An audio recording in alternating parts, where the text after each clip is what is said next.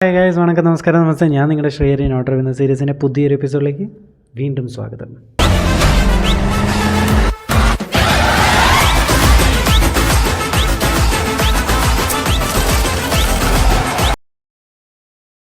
So ഞാൻ ഇന്ന് വീണ്ടും സംസാരിക്കാൻ പോകുന്ന ഒരു സിനിമയുടെ പേരാണ്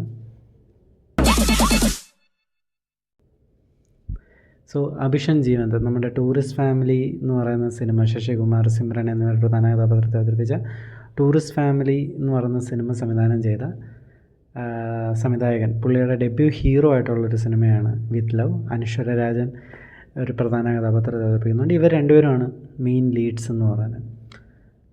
ഒരു ക്യൂട്ട് ലവ് സ്റ്റോറി, ഒരു റൊമാൻറ്റിക് കോമഡി ജോണറിൽ വരുന്നൊരു സിനിമയാണ്. ഒരു ക്യൂട്ട് ലവ് സ്റ്റോറി നമ്മൾ പറയില്ലേ, അങ്ങനെ പറയാൻ പറ്റുന്ന, നമുക്കൊരു നേരത്തെ ഞാൻ വീഡിയോയിൽ പറഞ്ഞ പോലെ തന്നെ ഒരു പുഞ്ചിരിയോടെ ആദ്യം തൊട്ട് അവസാനം വരെ കണ്ടിരിക്കാൻ പറ്റുന്ന ഒരു സിനിമയാണ് വിത്ത് ലവ്.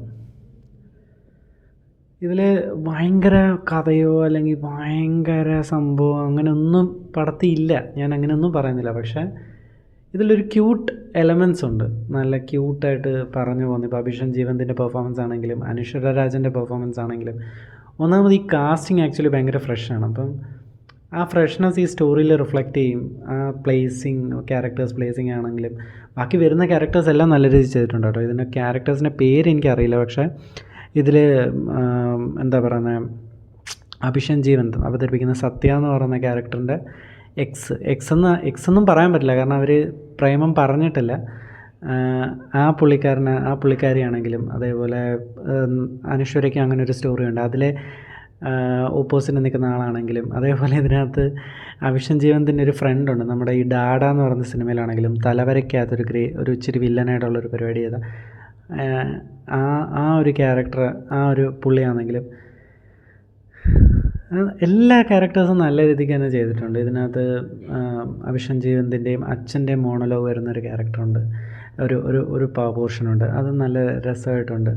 നമ്മളിതിനകത്ത് പറയുന്നൊരു കാര്യമുണ്ട് എന്ന് പറഞ്ഞാൽ, നമ്മൾ 4 പേര് നമ്മളോടൊരു കാര്യം ഒരാളെക്കുറിച്ച് പറയുകയാണെങ്കിൽ നമ്മൾ ഉടനെ അയാളെ ജഡ്ജ് ചെയ്യാൻ നിൽക്കാതെ അയാളോട് ചോദിക്കുക, അല്ലെങ്കിൽ നമുക്കറിയാത്തൊരു കാര്യത്തിനെ പറ്റി ഒരാളെ എങ്ങനെ നമ്മൾ ജഡ്ജ് ചെയ്യും എന്ന് പറഞ്ഞിട്ട് ഇതിന് പറയുന്ന ചില ഡയലോഗ്സൊക്കെ ഭയങ്കര നല്ല രീതി, എനിക്ക് പേഴ്സണലി ഭയങ്കര ഒരു നല്ല രീതിക്ക് തന്നെ ഇഷ്ടപ്പെട്ടു.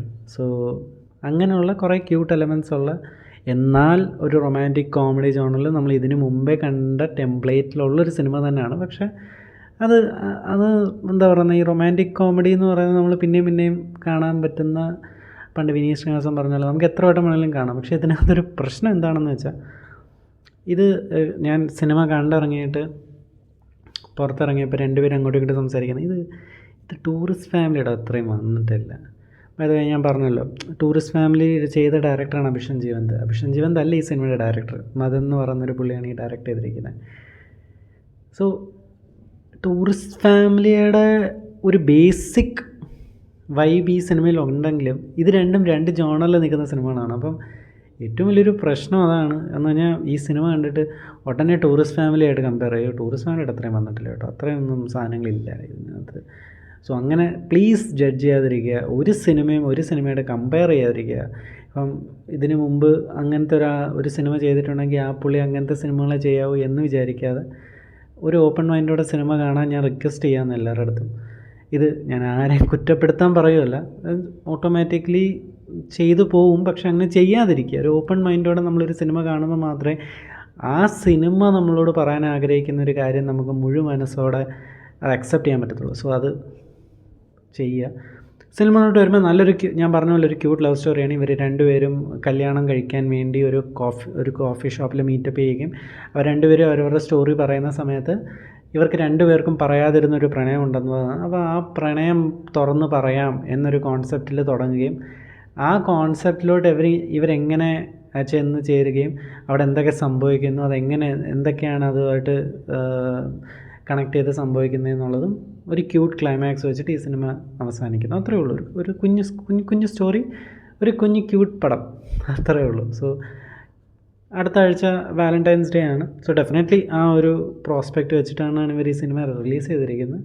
സോ നമ്മുടെ ഫാമിലിയോടൊപ്പം പോയിരുന്ന്, അല്ലെങ്കിൽ ഒരു ലവേഴ്സ് മാത്രമല്ല, ന്യൂ ലീവേഡ് ഹസ്ബൻഡ് വൈഫ് ആണെങ്കിലും കുറച്ച് വർഷങ്ങൾ കഴിഞ്ഞ് ഹസ്ബൻഡ് വൈഫ് ആണെങ്കിലും ഒരു ഫാമിലി ആണെങ്കിലും it's all about love, right? It's not love between couples or something, it's everything is love. So എല്ലാവരും പോയി സിനിമ കാണുക. നല്ലോണം ഞാൻ നേരത്തെ വീഡിയോയിൽ അല്ലെങ്കിൽ പറഞ്ഞതുപോലെ ആദ്യം തൊട്ട് അവസാനം വരെ ഒരു പുഞ്ചിരിയോടെ കണ്ടിരിക്കാൻ പറ്റുന്ന നല്ലൊരു ക്യൂട്ട് സിനിമയാണ് വിത്ത് ലവ്. എനിക്ക് സിനിമ ഇഷ്ടപ്പെട്ടു. ഇതെൻ്റെ മാത്രം അഭിപ്രായമാണ്. നിങ്ങൾ സിനിമ കാണുമ്പോൾ ചിലപ്പം ഡിസിഷൻ മാറിയേക്കാം, അല്ലെങ്കിൽ ഒപ്പീനിയൻ മാറിയേക്കാം.